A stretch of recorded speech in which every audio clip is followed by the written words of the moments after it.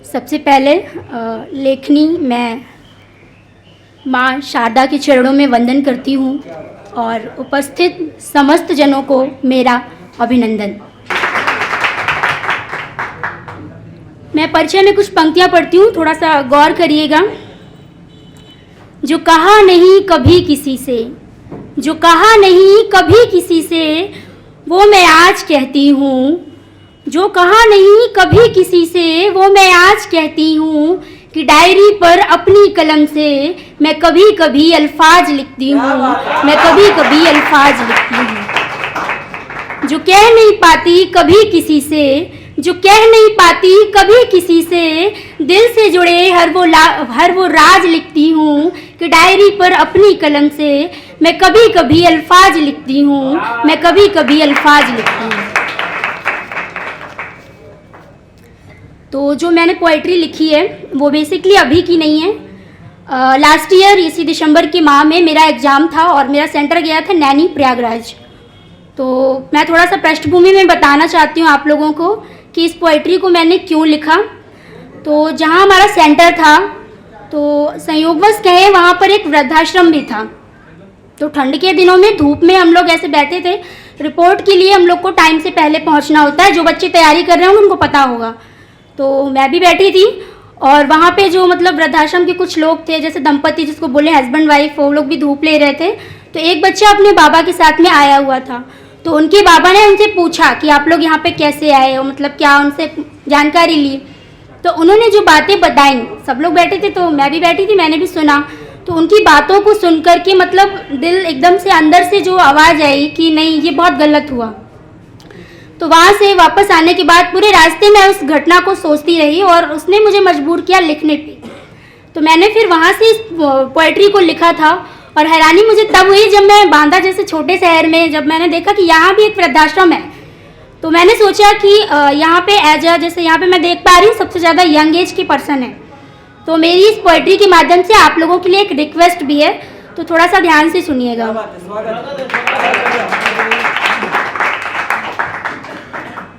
पुरानी बातें और पुराने लोग, पुरानी बातें और पुराने लोग जल्दी किसी को समझ नहीं आते। पुरानी बातें और पुराने लोग जल्दी किसी को समझ नहीं आते।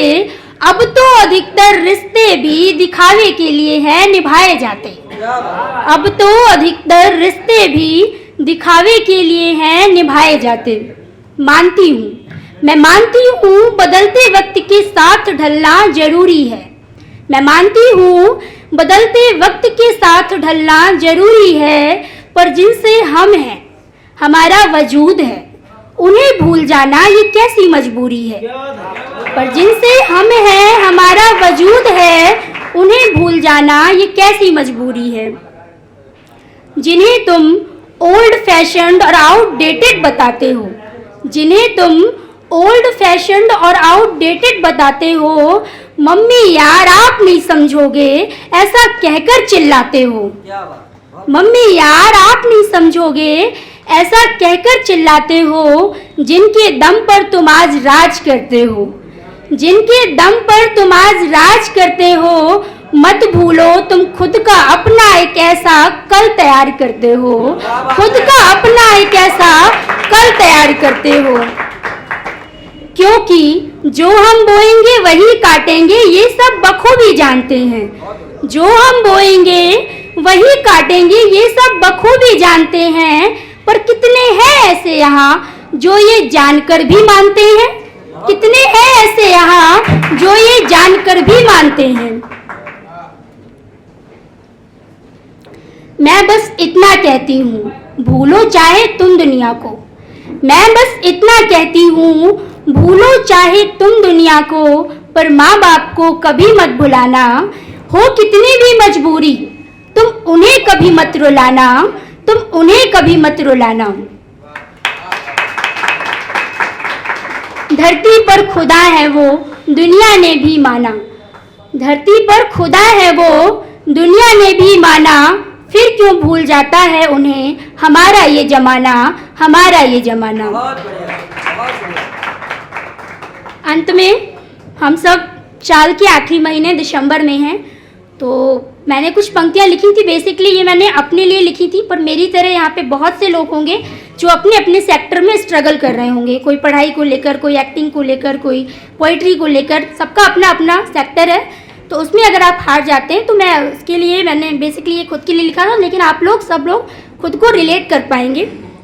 तो जब टूट चुका हो अंतर मन और आशाओं पर पानी हो, जब टूट चुका हो अंतर मन और आशाओं पर पानी हो, जब हार जाओ वो बाजियां जो तुमने कभी ठानी हो, जब हार जाओ वो बाजियां जो तुमने कभी ठानी हो, थम जाना ठहर जाना, थम जाना ठहर जाना, पर रुकना नहीं, पर रुकना नहीं, थम कर तुम यूं टूटना नहीं, जो शुरू किया था ये सफर कभी भूलना नहीं।